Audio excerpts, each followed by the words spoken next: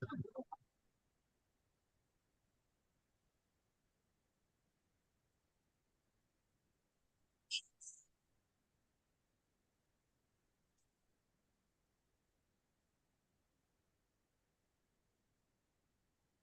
everyone. Hello, Praveen. I just testing my mic and video. Yes. Yeah. Okay, thank you.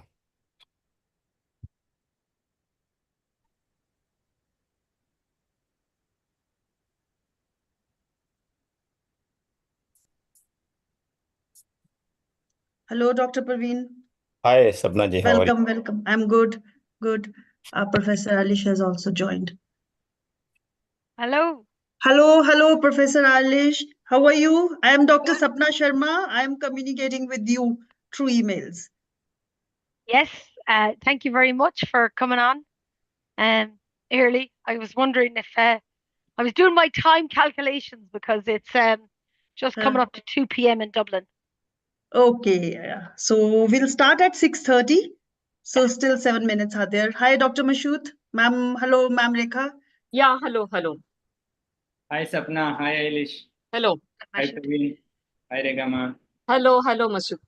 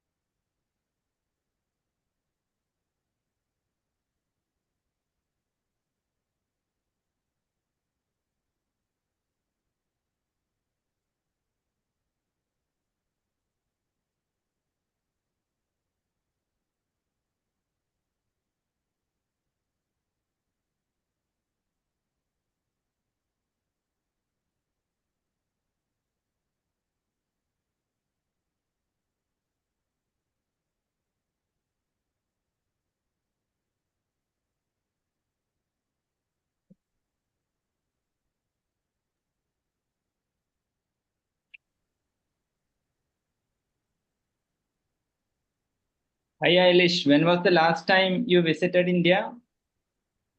Would you believe? I think it was 2005 for the International Conference in Physics Education in New Delhi. What do you call was organizing it? What's the lady I'm thinking of? Pratibha Jolie. Pratibha, yeah, exactly. So yeah, not for a long time ago now. Uh-huh. Are you going to Krakow? You go? No, I'm not going, but two of my colleagues are planning to come from Homi Baba Center. Oh, good. Yeah, we'll go I'll go in August. Okay. It will be nice. It'll be nice. So, have you finished school now for the year, or are you still in school? Sorry? Are you still in school, or have you finished? Is school finished? Mashood, she's asking whether you have finished your graduate school, perhaps.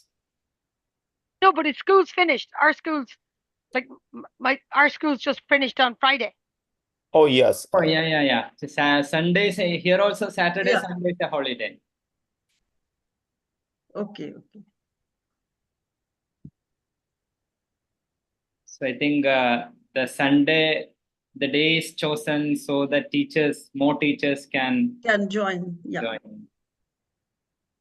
So still joining. They are still joining.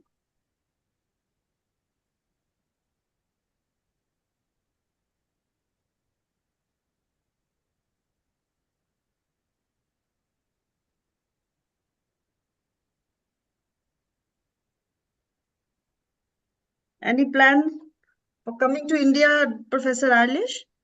I don't Are know. you- I'll have to find a reason. Maybe at home, maybe at BCAC, they will be hosting Episteme International Conference in December or January, Mashood?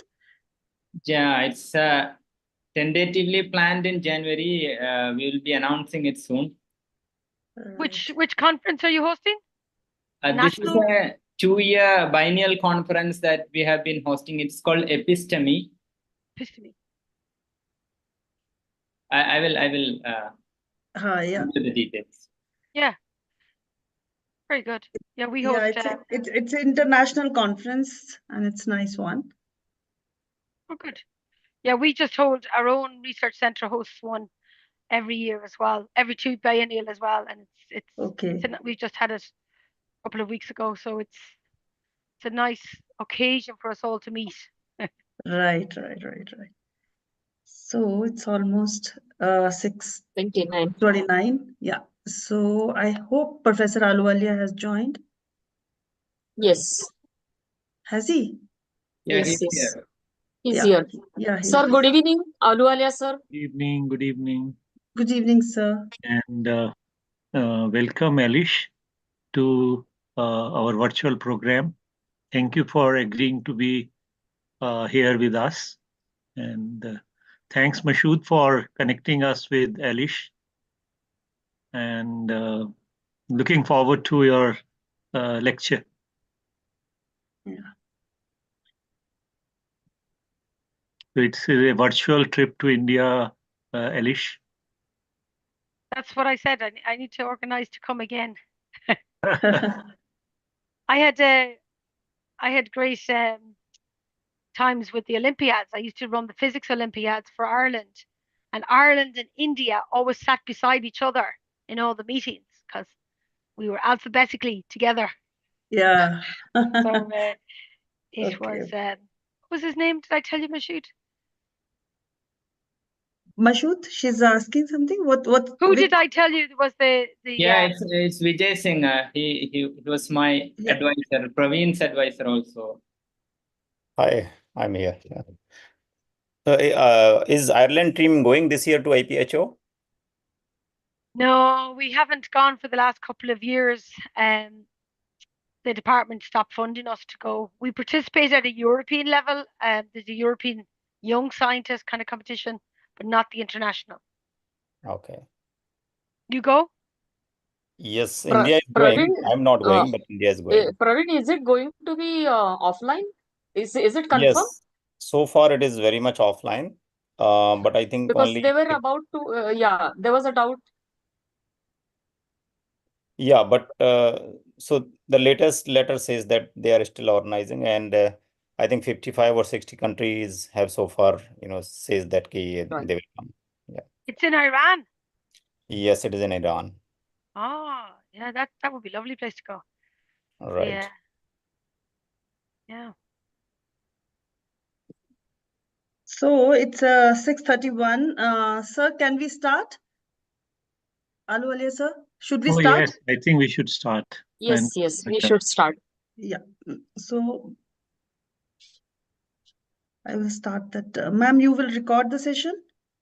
Sapna, it is already our live stream on the YouTube. Yeah. Okay. Sapna ji, is someone monitoring that live stream? Because probably we will also have some questions on the YouTube channel. Yeah, I will do if you want. Okay. Because I don't have, how do I access that? If No you can issues. send the No link. issues. We'll monitor it, and if there will be any question, we'll let you know. Okay. All right. Yeah, so those questions you can read out. Right. All right. We'll do that. So let's start the session now. So good evening, everyone. On behalf of Indian Association of Physics Teachers, IAPT, I extend a very warm welcome to all the participants joining us for our online program, lecture series on physics education research.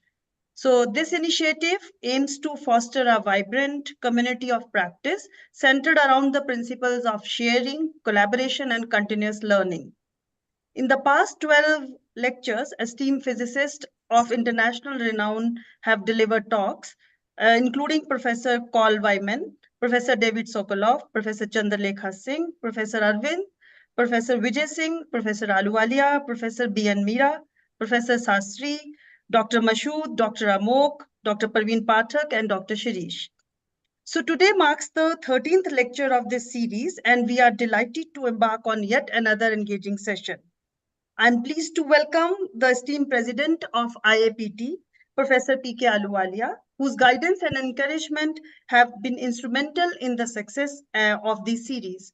I would also like to extend a very warm welcome to Ms. Rekha Ghorpade, Secretary of IAPT, whose dedicated support is invaluable to us.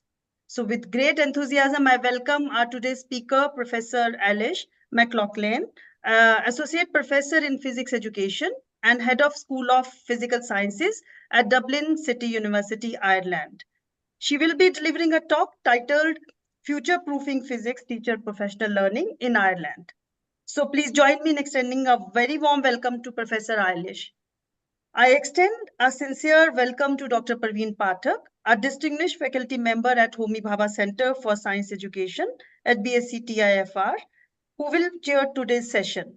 Dr. Pathak has dedicated his efforts to physics education, teaching learning processes, problem solving, and addressing misconceptions in physics. He actively promotes the use of smartphones for experiments to engage students effectively. I also extend a warm welcome to Dr. K.K. Mashood and thankful to him for his assistance in connecting to Professor Eilish. Lastly, I heartfelt welcome to all our participants joining us today. So before I hand over the mic to chairperson of today's session, Dr. Pathak, I would like to invite Professor Aluwalia to share his opening remarks. Professor Aluwalia, over to you. Thank you once again. A very formal welcome to Eilish for this particular lecture. I think it is opening up a new window for us to connect with you in Ireland, and hopefully we will have some kind of a exchange of ideas and collaboration as a result of this. I'm really pleased that Mashood and Praveen both are very enthusiastic physics education researchers in the country. They are there here in this particular program. And I am also thankful that and welcome Ma'am Rekha, who is associated with many programs, Junior Science Olympiad and International Physics Olympiad. She has been observer in these, and really we would like to really look at this particular lecture in the context of the National Education Policy 2020, which has been launched in the country. And we are preparing for lots of training programs for school teachers, university teachers, and college teachers. So I think the theme of today's talk will help us do something in that direction also. So once again, I welcome all the participants and the esteemed speaker for this particular lecture. Thank you very much. So thank you, Professor Aluwalia. I hand over the mic to Parveen Pathak for further proceedings. Thank you, Sapnaji. It is an honor to introduce Dr. Eilish McLoughlin, who is, as Dr. Sapna has already told us, he's an associate professor and head of the School of Physical Sciences at Dublin City University. Dr. McLoughlin is recognized as a leader in physics education and teacher training, and she serves as a fellow of the Institute of Physics, and she's a well-known physicist. For last 24 years, Dr. McLoughlin has played a pivotal role in advancing physics education research and teacher education at DCU. She also co-founded and directed DCU's Research Center for the Advancement of STEM Education, Teaching and Learning for, I think, for almost 15 years. And her work focuses on enhancing the competence and confidence of both pre-service and in-service teachers in teaching physics and STEM subjects, which is also the theme of today's talk. A bit more about Dr. McLoughlin. She has led numerous national programs and also international programs such as Emerge, 3D5, Stamped, RISE, and STEM Digitals. She served as a board member of IUPAP Commission for Physics Education, and currently she is the president, which will be from this year onwards, she will be president till 2027. And we are looking forward to her talk, which is actually a very relevant topic for India as well, because we also focus shortage of qualified physics teachers in India. So she is going to talk about a program, a national design program for Ireland, in which is a 2-year program, and how to upskill second level teachers of mathematics, chemistry, biology, and how can you upskill them to become a qualified physics teachers. So we are looking forward to her recommendation on how we can improve our teacher education in the country as well. So Dr. Eilish McLoughlin, is over to you now. We can take questions in between if you wish, or we can pick up all the questions at the end.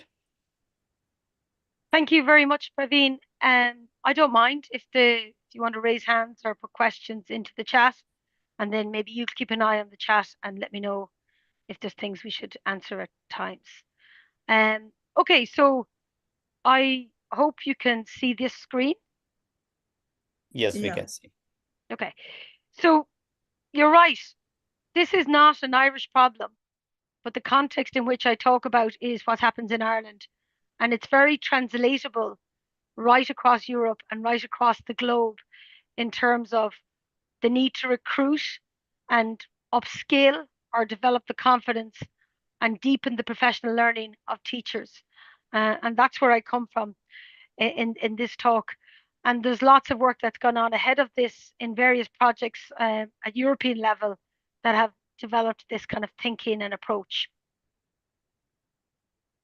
So I'll talk just a little briefly about, and again, only just to situate you in terms of what's the headlines in Ireland around physics education and why is it so important? What are the kind of research findings around the approaches for effective physics teacher professional development and learning? Looking at teacher self-efficacy, I'm going to introduce you to this national program that I've been running for the last few years, in short called PDITP, and I'll explain that acronym later. And then some of the research questions around this approach and what's been effective. So hopefully this gives you a flavor of, I believe, a novel approach to physics teacher education, but it's a novel opportunity for us as well.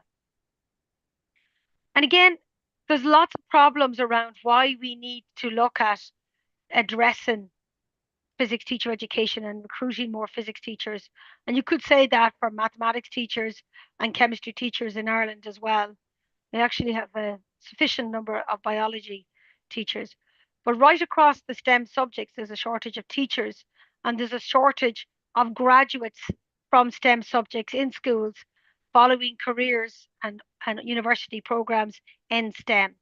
And so there's lots of national reports that have come out around the need to address this and calling on education and industry to form partnerships to address this national issue.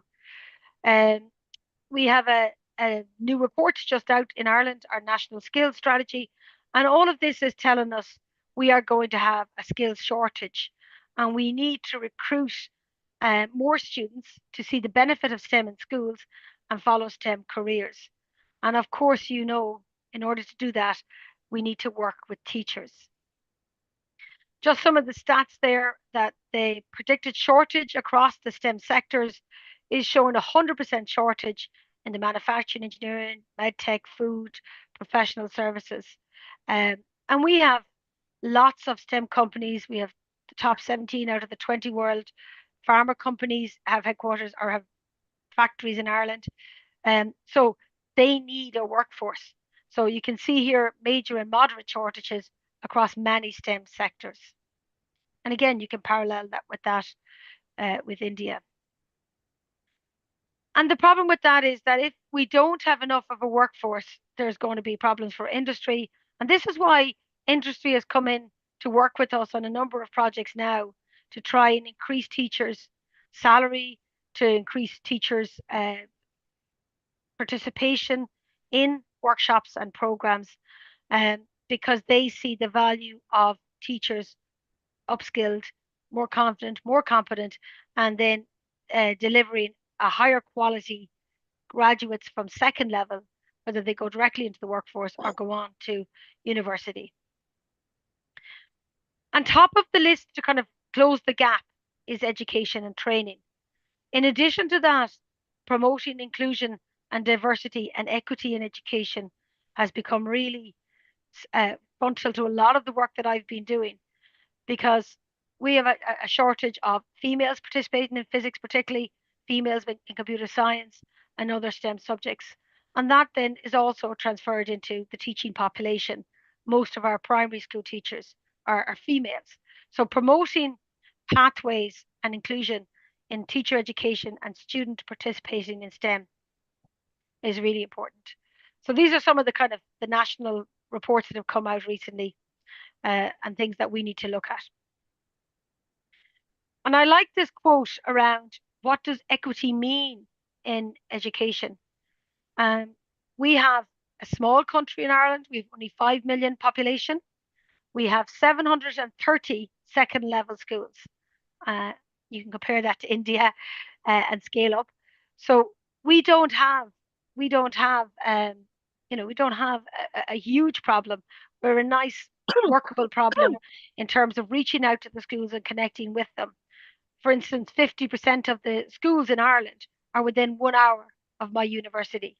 So we have an opportunity to work with teachers. And we want to work with teachers that students have opportunities, regardless of their background, economic or social circumstances, to participate in STEM education. And unfortunately, not all schools even allow girls from age 12 to follow science at second level, or only 75% of schools offer chemistry and physics to the end of high school. So these are some problems that we've got to address to allow this equity and student participation. I have lots of stats that I'll show you, but I'm just highlighting a couple of ones here.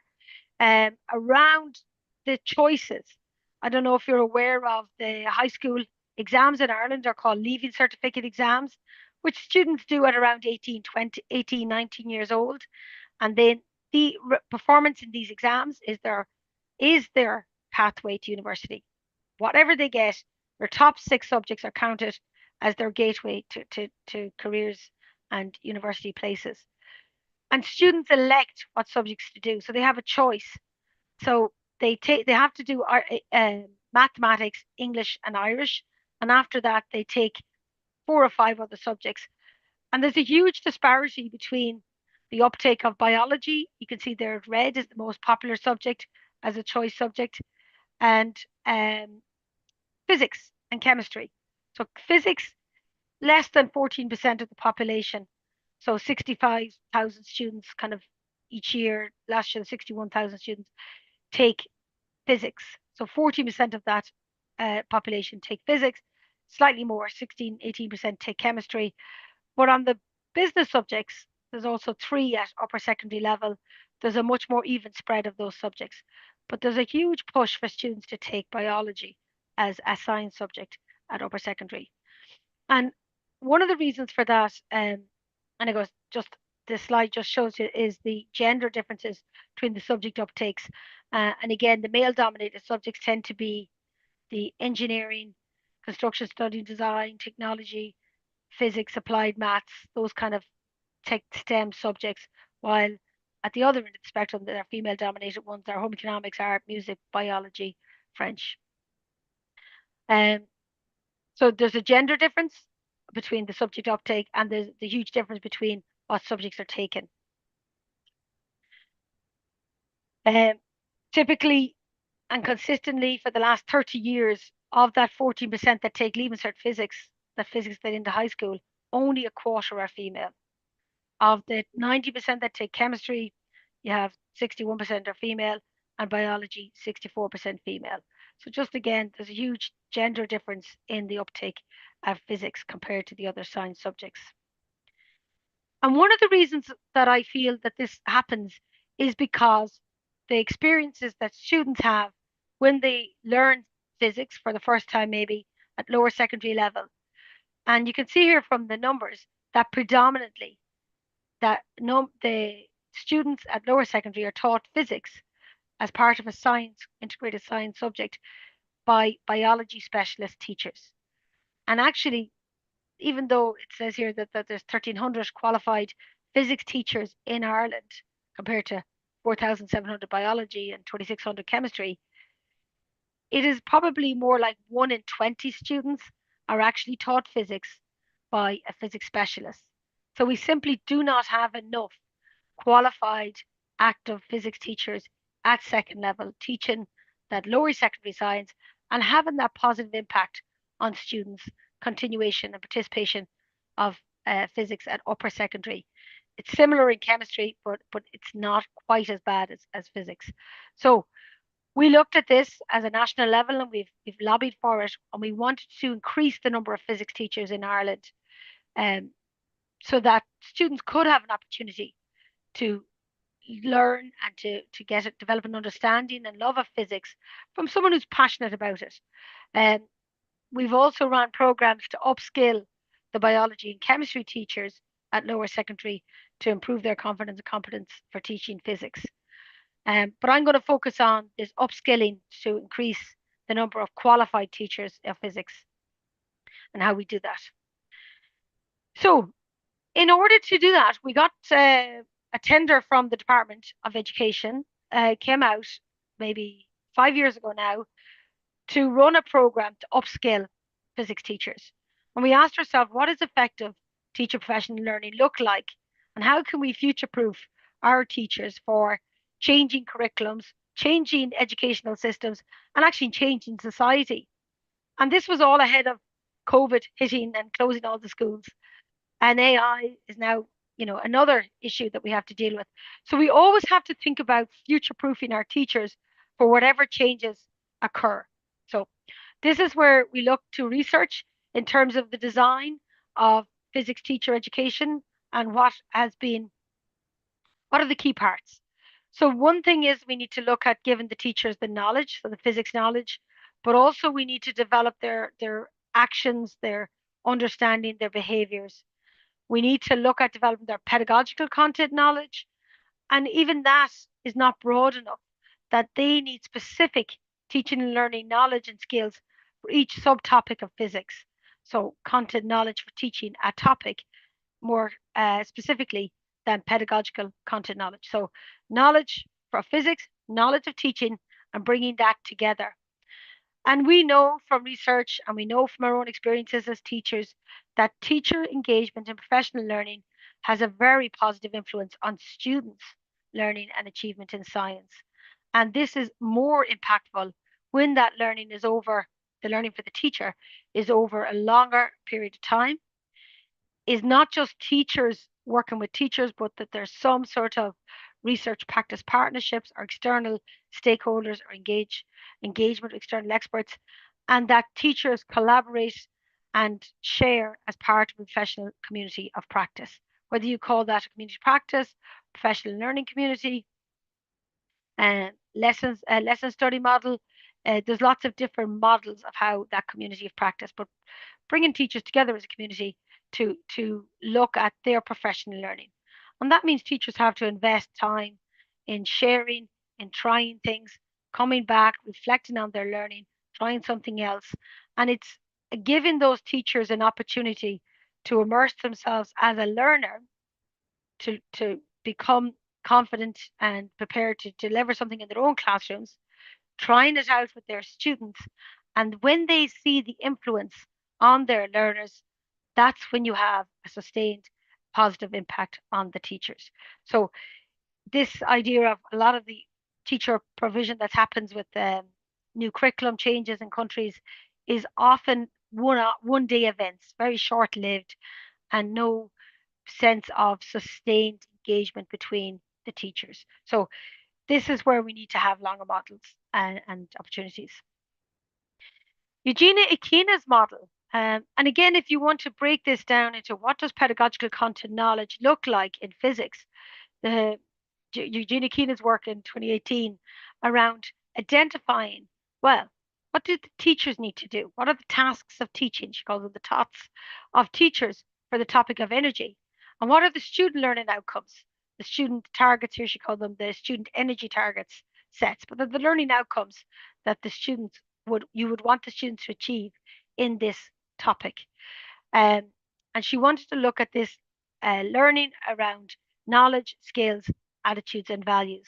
So what do teachers need to be able to do? Firstly, they need to be able to anticipate students' thinking and bring that out of the student, elicit their ideas.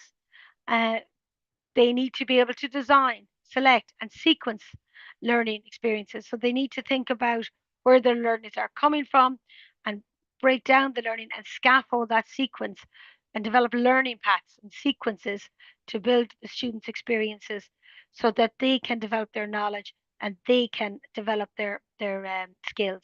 So it's really important you're looking at development of students' knowledge, skills, attitudes, and values from a student-centered approach. Taking and using assessment in a way that you're monitoring, interpreting, interacting, and taking into account how students' development and thinking is progressing over the course of a topic or a term or a year. Engaging with the wider science learning community, and again, because of quick changes and developments and innovations in STEM and physics, we need to look at where is learning need to go now and what's industry's needs or global society needs now. So having teachers interact with external stakeholders is really important.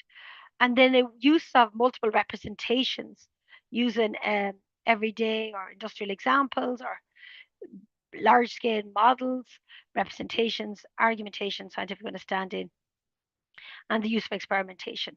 So again, I think there's some really strong things here around pedagogical content and knowledge for a topic, and then what does that look like for each topic. So a teacher needs to have this toolkit and approaches that they can use and adapt depending on what students they have. So we know that teacher professional learning is effective when it's focused on the content, that there's particular learning outcomes, there's collaboration, there's coaching and expert support, as we said, but also that it doesn't just think about the academic aspects of a teacher being involved in professional learning, but that teachers are involved in not just doing the workshops, but actually sharing and reflecting on their learning. So that process of designing, observing, gathering feedback, and self-reflection as part of a professional community has a really strong impact on their developments and progress. In this, I'm going to talk about some of the data we collected from a group of teachers that are doing this upskilling program in physics. So we are going to look at their self-efficacy, their beliefs around teaching. So self-efficacy we take to be an individual's beliefs about how they're successful in carrying out tasks based on Bandura's definition that there is 4 sub-domains to that: mastery, experience, vicarious experience, verbal social persuasion, and psychological and affective states. Interesting to note that there has been gender differences exhibited in self-efficacy, and it also is a strong indicator of academic achievement and what the graduates and people's choice of careers later on. And we know that for teachers, then we need to think about their confidence and competence for teaching physics includes their content knowledge, their pedagogical knowledge, their self-efficacy, and their prior classroom experiences. So these are 4 things that we want to think about in terms of where our teachers are that do our program, and then what changes over the course of the program. So the program, I said, the PDITP, is the Professional Diploma in Teaching Physics. It's a 2-year part-time program for teachers who are already qualified and they're qualified mathematics, chemistry, biology teachers that voluntarily sign up to do a 2-year program. And the Department of Education pays the fees for these teachers to do it, but they do it on their own time. And our focus was on developing the teachers' theoretical and experimental knowledge of physics, that they were able to draw connections with the physics topics and the content and the curriculum in school, and that they would become reflective practitioners during their program of study.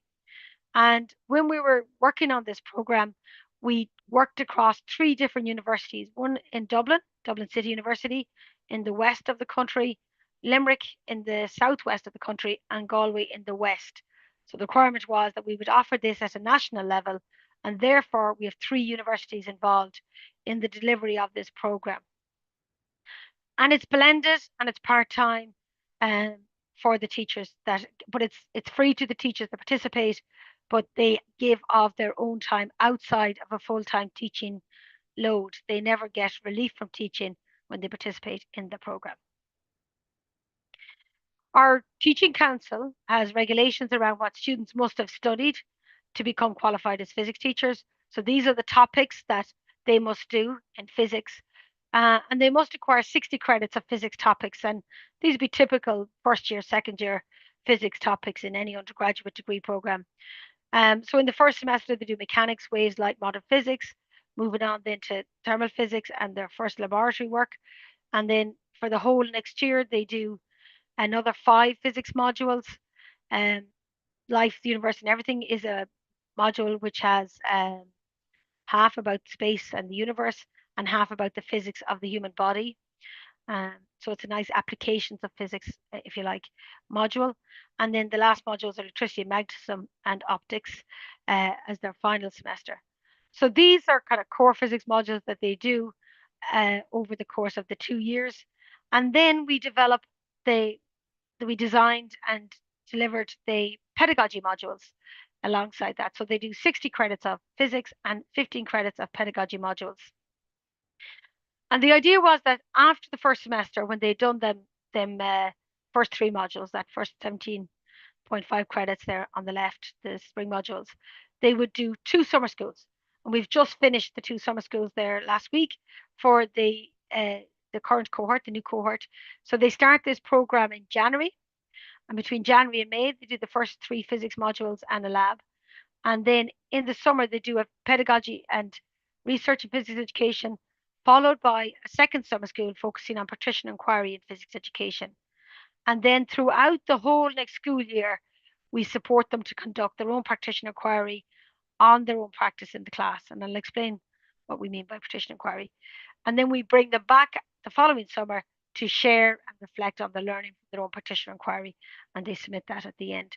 So it's nice, that balance, that as they're learning their physics, they're also thinking about their student learning in physics, and they're doing their research, their own practitioner inquiry around their practice as they go. So, and again, these are all qualified teachers. So they already have students they're teaching. They may currently be teaching physics at lower secondary. Sometimes they're even teaching physics at upper secondary, but not qualified to teach it as per yet. So the first summer school, we would introduce them to a lot of different teachers, practicing teachers to deliver different workshops. Firstly, on what is physics pedagogy and what does research tell us about physics pedagogy. Looking at models in physics, that's hooks into physics, one of the colleagues from Galway, social scientific arguments, ICT and digital technologies. We have the Institute of Physics, have 2 teacher coordinators that deliver a physics teachers toolbox, and they join that community. Outdoor learning and STEM education. But throughout the course of the week, they're taking these topics and inputs to design a unit of learning on one of the physics topics they'll have done in first semester. So mechanics, waves, light, heat, or thermal physics.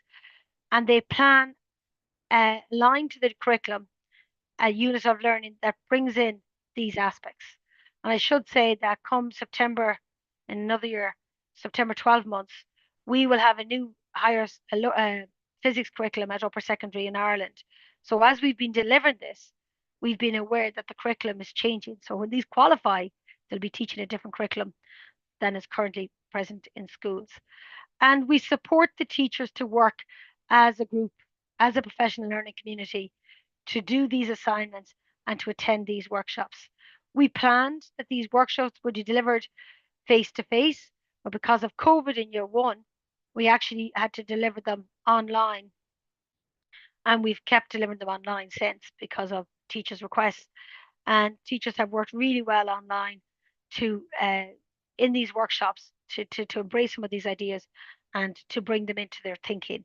And of course, when they bring them into their thinking in designing physics units, physics lessons, they're also bringing them into effect when they teach in their chemistry, their biology, their maths, as they teach every day. So obviously the impact of this is huge. The second pedagogy school, and again, the background of this is we've had a number of European projects, and that's what my colleagues, Paul Grimes and James Lovett in DCU, and more recently, Stephen Gamble, where we've looked at how we can develop teachers' confidence for using inquiry approaches. And I've worked on European projects, Three Difey and Rise and Stamped, with Mojca Sepik from Slovenia and Dagmara Solowaska from Poland, where we've brought our teachers together across Europe to do their practitioner inquiry. And in order to do that, we first have to introduce them to inquiry-based learning. And we've introduced them to it by immersing them as learners in an IBL process, and then providing them with lessons and activities that they can do with their own students. Then they go out and use them with their students and come back and share how they get on.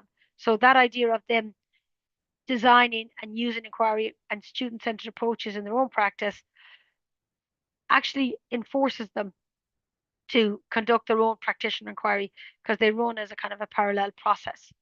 So IBL, we want them to use IBL approaches in the classroom, use it for teaching, learning and assessment, and then looking at that as an approach to adopt and motivate student learning interest in physics.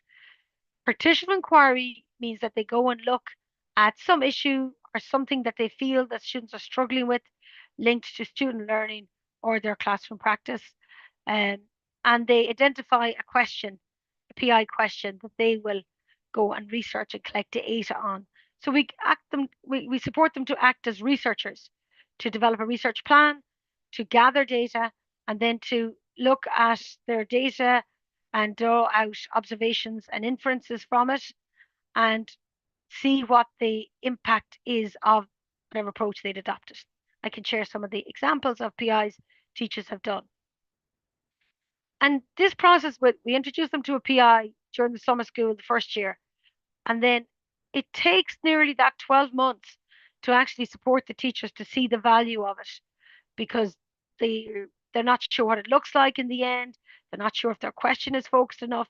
They're not sure if they're going to be able to collect the right data to answer their questions, or what their data tells them. So we have to take them through that step by step through over a 6 to 12 month period. And we actively implement strategies and approaches for developing their interaction as a professional learning community. Really important for us because, as I said, there's 730 schools, second level schools in Ireland. However, each school may only have one teacher qualified to teach physics. So often teachers are very isolated in their schools. So it's important they have buddies.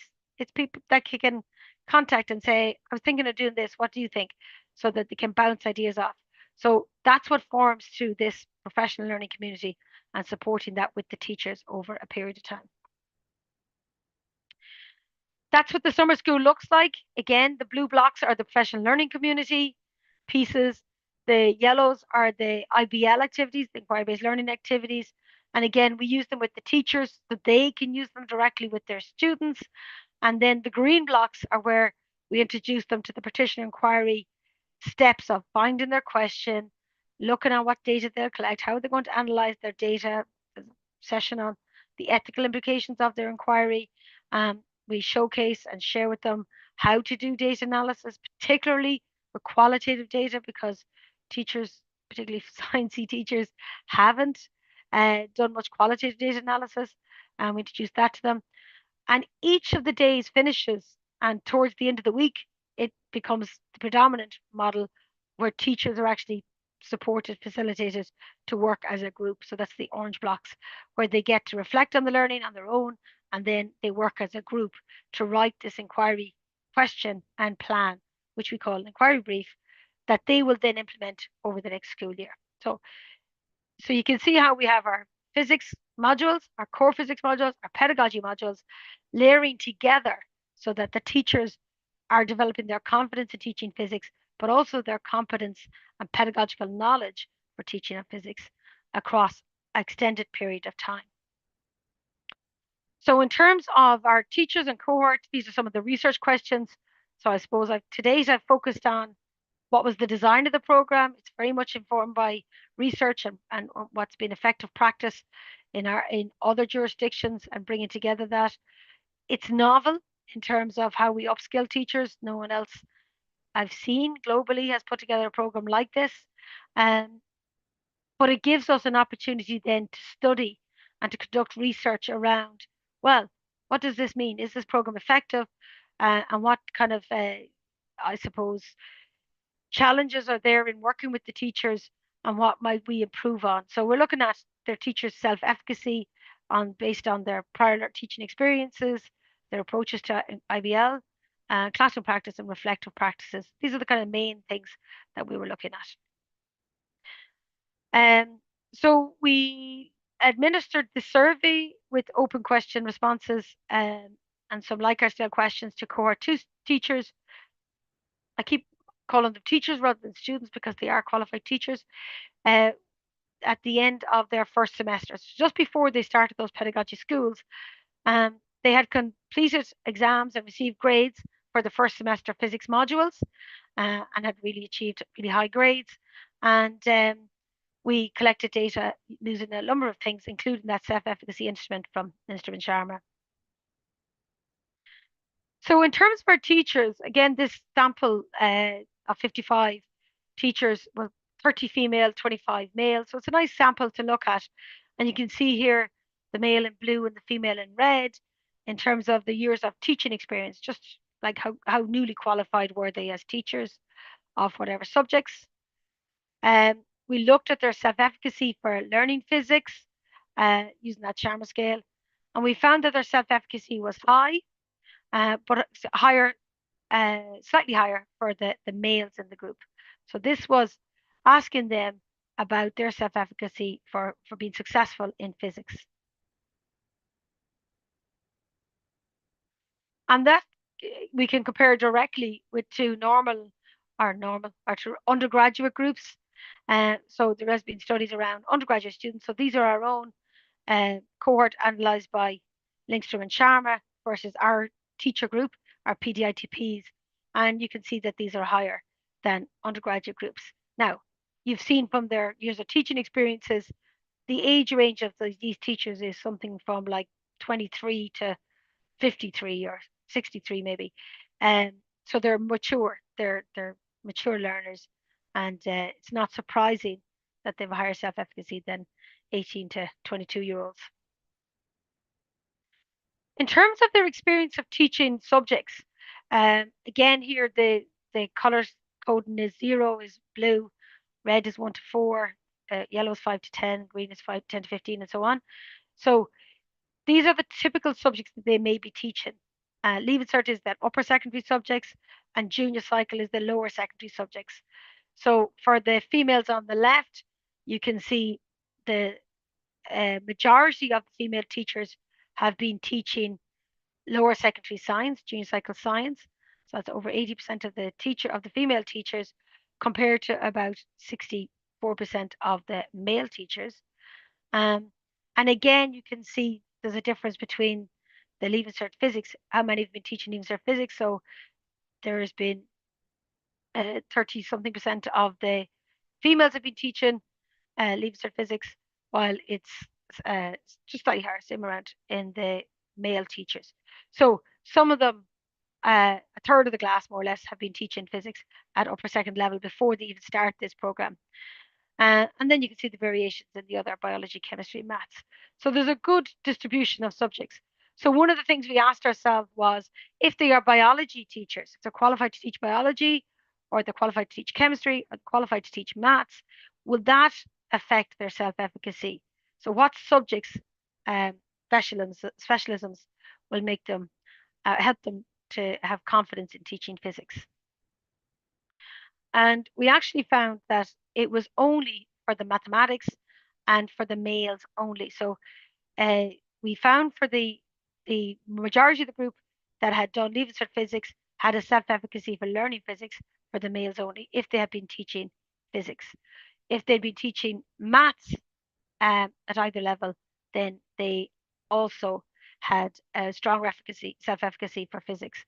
And interestingly, the teachers who were biology and chemistry specialists who were teaching lower secondary physics had had a lower or no significant correlation for teaching of physics. So even though they were teachers of physics, the maths teachers hadn't been teaching physics.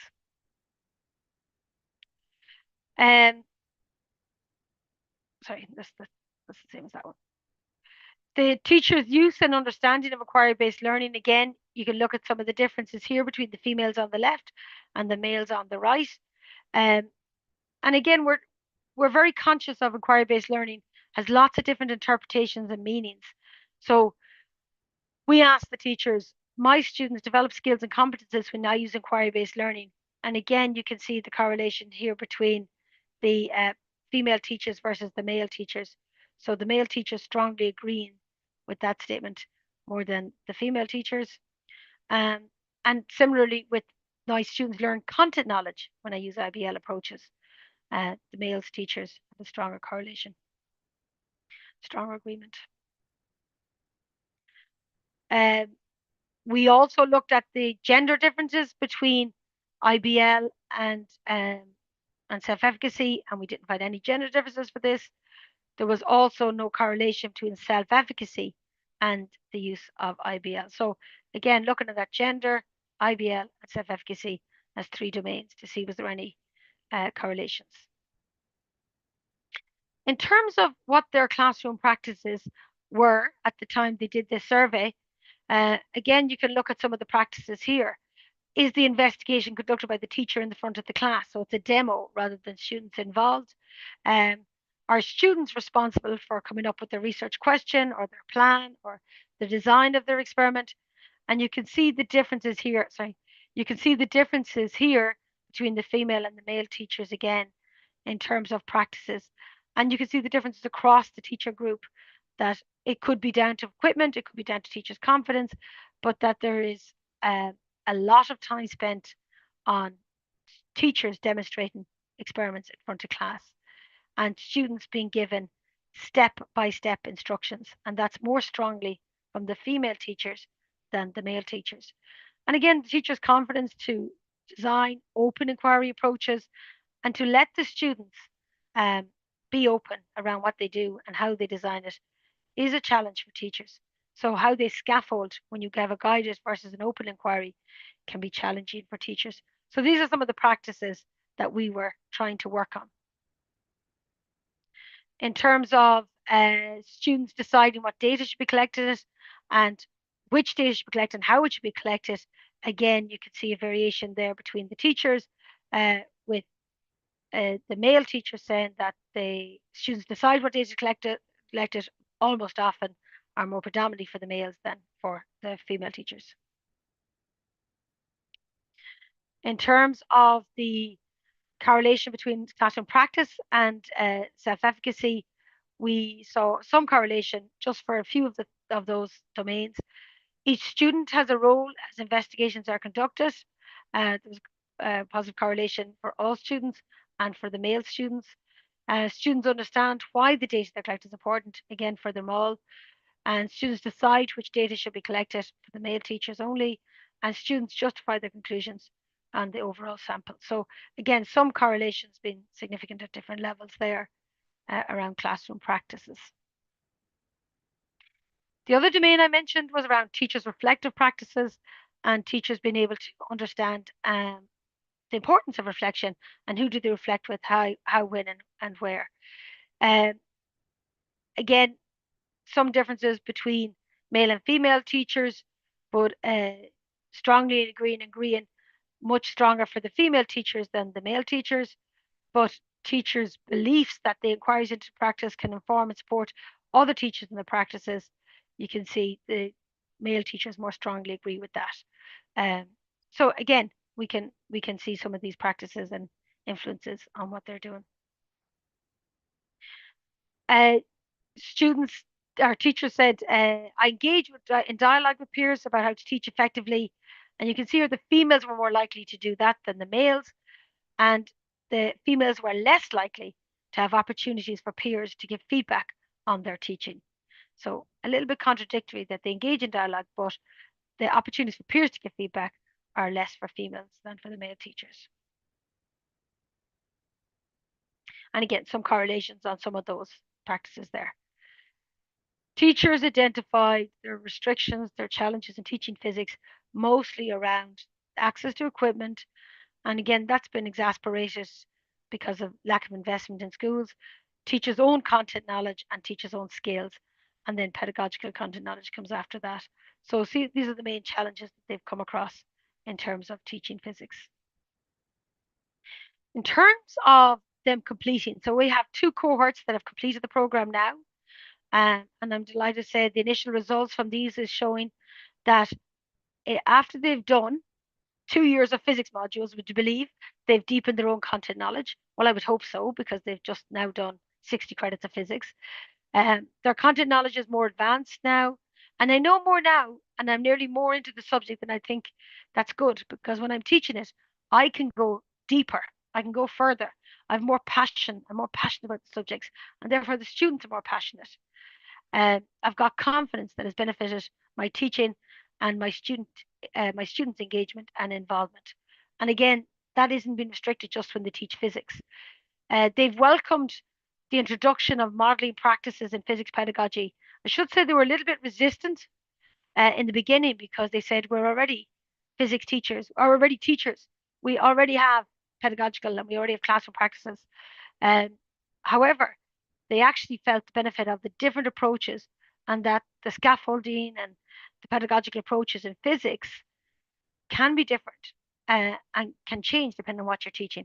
So lots of great ideas and sharing from among themselves and from us on teaching strategies and approaches and assessment approaches. Practical activities, with a very interesting kind of interaction between the maths teachers and the biology chemistry teachers, who are used to doing experiments and collecting data and analyzing that data. And maths teachers didn't have that background, but they one of the biggest challenges in schools is to facilitate students doing practical investigations. But by enabling and facilitating these teachers, this was the one part of the program we insisted had to be done face to face. So they did it in the 3 locations across Ireland, and the 3 partner universities. So they did the practical investigations in pairs on site in the university laboratory, and that really developed their understanding and skills of physics. And again, it fostered that professional learning community. Their beliefs about teaching physics have changed a lot over the last over the 2 years. And there's lots of data there that we're going to look at around how they now think about teaching physics and what they design in their learning. We asked them about their classroom practices in physics. And again, I'm showing these graphs just to illustrate that these are not a homogeneous group. There's a very diverse group with very diverse backgrounds and ages and years of experience of teaching. But again, we're seeing a shift in their practice to being more student-centered and more used to inquiry approaches.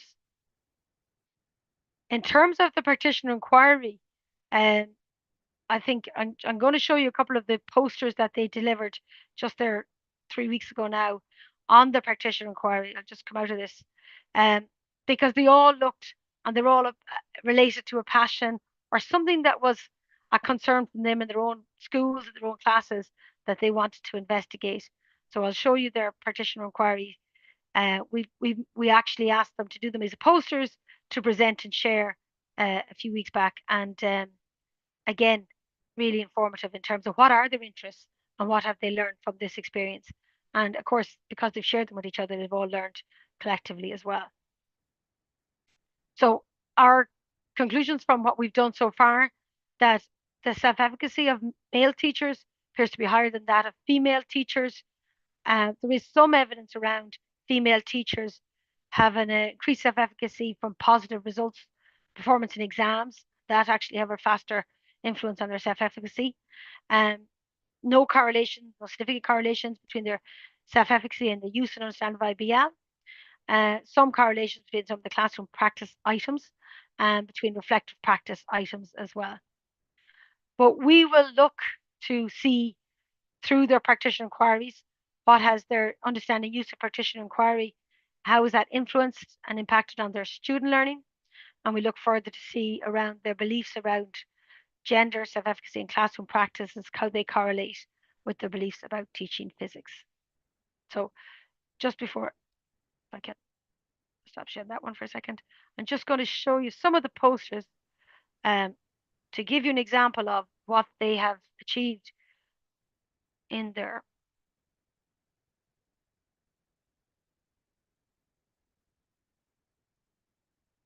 okay. So how does learning and understanding of air pollution develop progress, what they learn in the context of real world data? To what extent do levels of scaffolding impact on students' ability to manipulate formula? And again, this is a maths teacher looking at some topic that's correlation between, or that overlaps between physics and maths. So his hypothesis, he collected data with an upper second level class, and he looked to see what was the breakdown in terms of student performances from that. Let me see. How can scaffolding of acquire-based learning affect students' ability to experience success within the same ability groups? So this is actually just about how you do group work with students and looking at how that impacts on students. And they're all working in different environments with their teachers and students.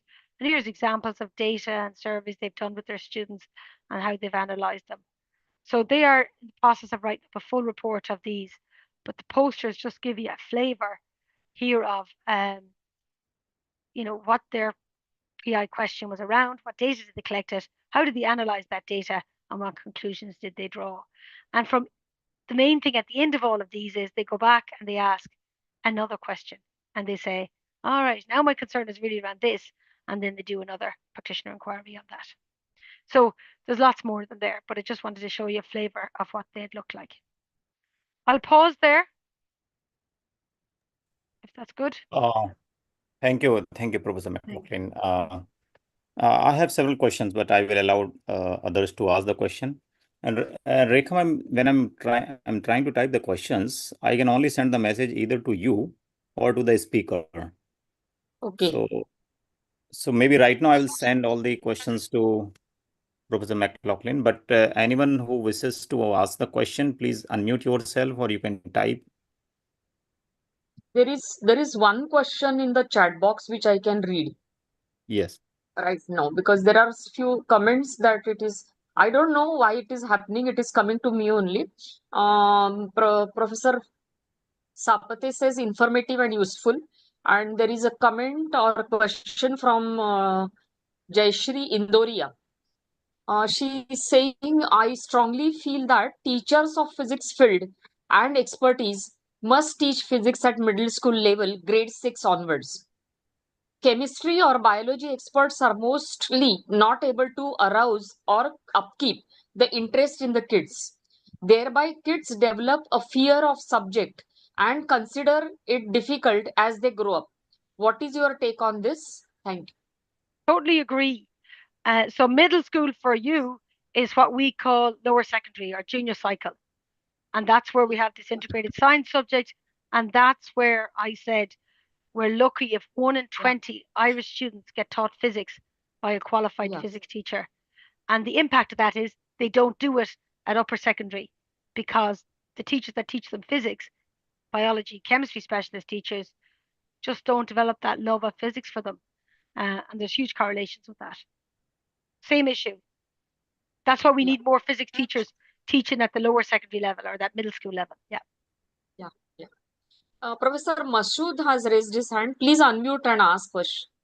Yeah, thank you, Eilish, for a nice and insightful talk. My questions are more of clarificatory nature. So the first one is regarding this diploma program you have elaborated. So what impact if a teacher takes it? Like what impact does it have on their career advancement? Is it like for their promotions? Yeah. So it's voluntary. And the first year we opened this, I think there was 350 teachers applied for places on the program. It was oversubscribed. So typically we take in 40, 50 teachers each year. There is no requirement on the teachers to do this, but when they do it because if they're younger teachers, it gives them an opportunity to move schools and get a permanent job in another school. They do it because they can see the physics teacher in their school is retiring and there'll be no one to teach the subject. So they're doing it for the benefit of their school and students, but they get no monetary reward for it. So career advancement, career opportunities, but often it's goodwill. Okay. So then it is recognized by the government. It's not like a add-on. So the government takes into cognizance, like if a particular teacher has completed the program successfully. Oh like... yeah, absolutely. So the teaching council are a regulatory body. So as soon as they have they've completed all the program, I send the list to the teaching council and they automatically add it to each teacher's qualifications. So the teachers don't have to do any of that paperwork, which can be very difficult. It's automatically recognized because it's funded by the department directly. So it's a national. We're running one at the moment in maths as well and Spanish. So those are the three priority subjects that these upskilling programs, teachers are automatically qualified. It's added to their qualification list. So this, I have one more question. While while I met you in the GREP in Slovakia, so you were telling like somehow you were able to rope in the CSR or the corporate companies to support this, like something along that I remember. So what exactly? So in addition to this, I have been working with a lot of, I have slides there at the end on this one, because this is not enough and there's not enough collaboration between industries and education. We have worked with lots of industries, like nearly 60 different industries in Ireland now, to provide summer internships for teachers. So the teachers go in for 12 weeks and get paid as interns to do a STEM role in industry and broaden their education. So this kind of introduces them to STEM in the real world and different careers and different opportunities. So that's... And it actually tackles equity, inclusion, and diversity around stereotypes in STEM as much as anything. So that is different from a PDI. That's different. Yeah, it's an addition. It's another program. I just didn't have time to cover both. Okay. Okay. Thank you. I have posted some question to you, Dr. McLoughlin, directly to you. So question one, I have already got the answer, so you don't need to say that. But yeah, unfortunately, so it's not mandatory, but again, lots of reasons for why they take it. This decrease in teacher registrations in physics absolutely is a downward trend. And because it's like chicken and egg, we have more biology qualified teachers. We have more students doing biology at the end of high school. And then we have more qualified biology teachers again.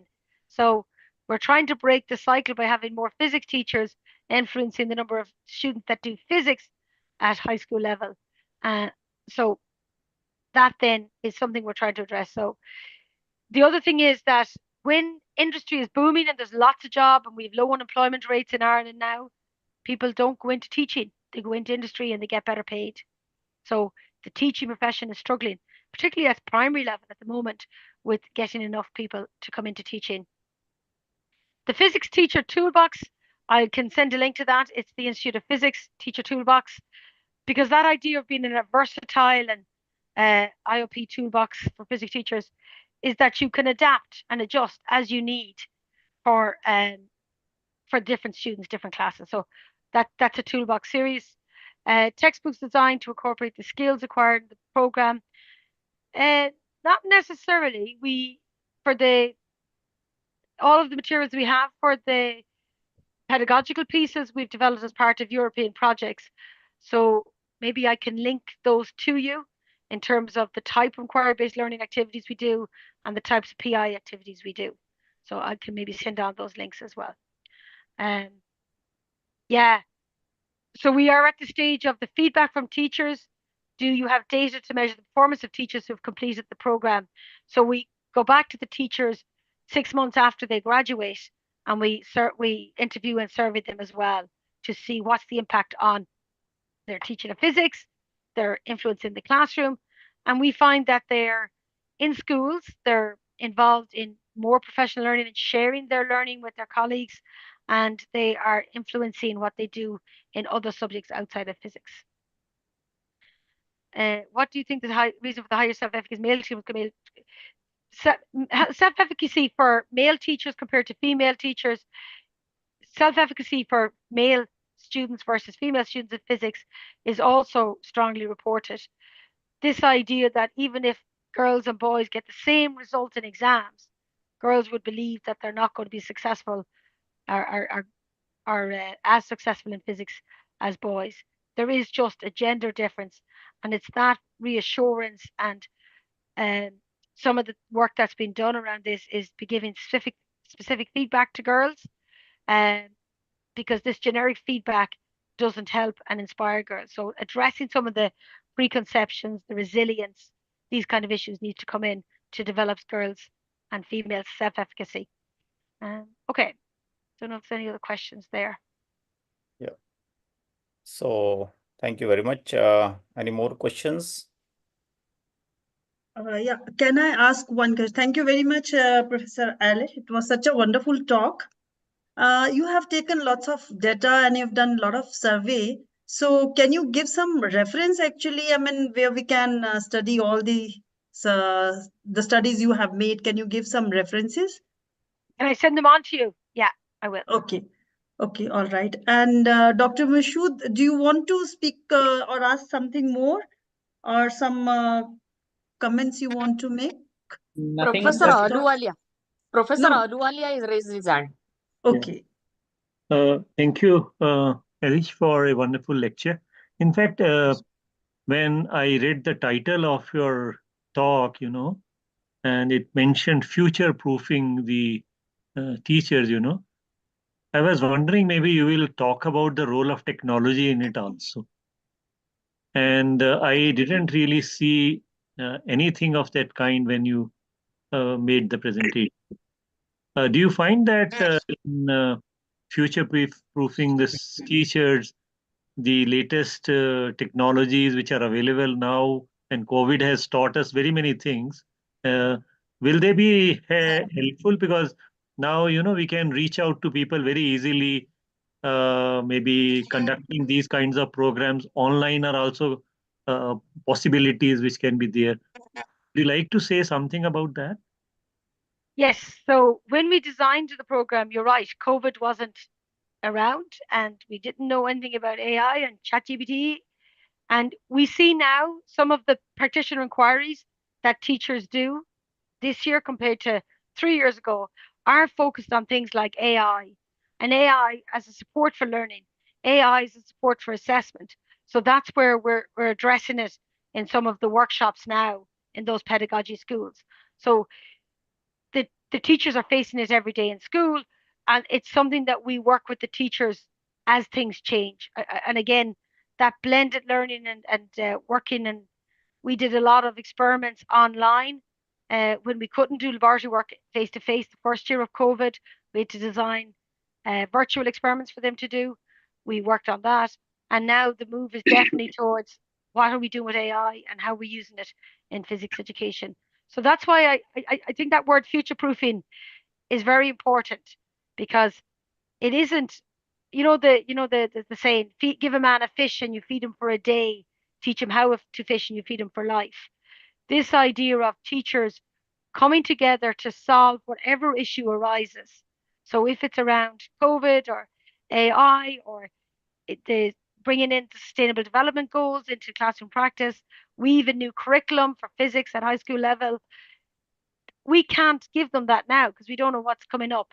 So the support and I believe the structure of the program and working with them as a community and nearly empowers them as a community to address these things as they come.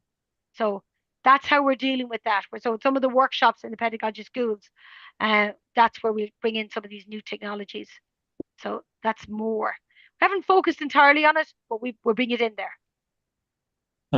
There was another thing which was coming to my mind. There are lots of there's a lot of work which has been done on attitudes, beliefs, and expectations of students, right? Did you really try to see that after this of a dose which is given to the teachers, the beliefs, attitudes, and expectations of students are also influenced? Anybody has done that kind of a study also, parallel to what you are doing? So that comes out, maybe if I showed you some more, that actually comes out. So sometimes when the teachers do the partition inquiry, yes, they could look at students' ability to draw graphs, but often they're just looking at students' motivation or interest or engagement. So the teachers, while they say they want to look at the influence on student understanding, they really are interested in students' motivation and that kind of affective domain, because that's really what turns them on or turns them off physics. And they collect data on their own students as they're doing their PIs.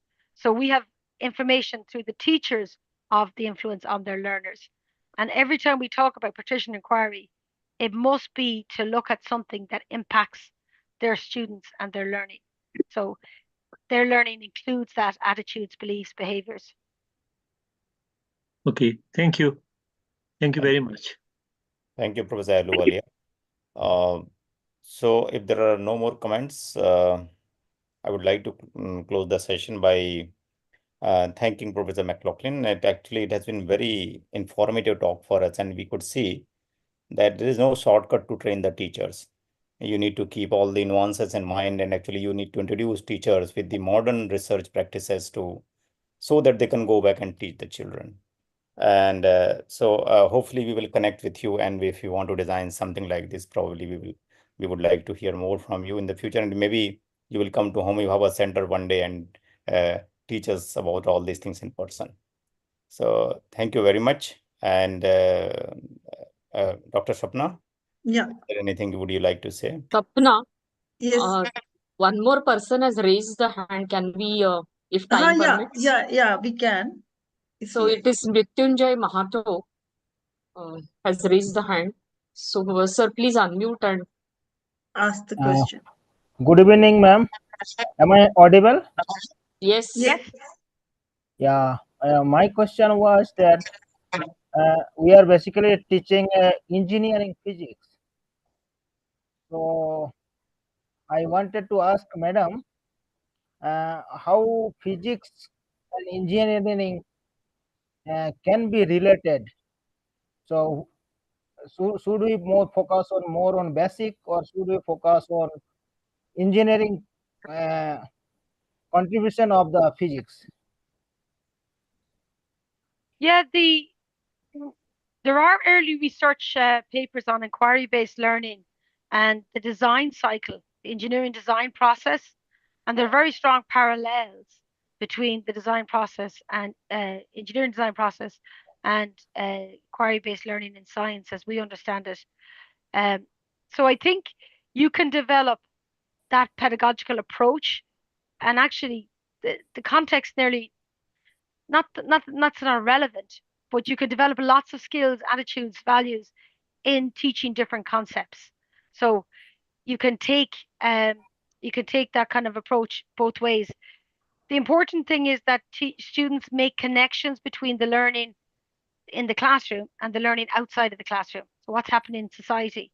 So contexts like climate change or the big ideas around, energy or whatever come into the learning. So I think engineering physics offers a lot of those and maybe is a step closer to industrial or societal issues than theoretical or core physics. So that's one of the things that a novice physics teacher isn't aware of, is all the applications and roles and careers that physicists do and the contributions they make to society, because a lot of job titles don't have physicists in them, but it's physicists doing them.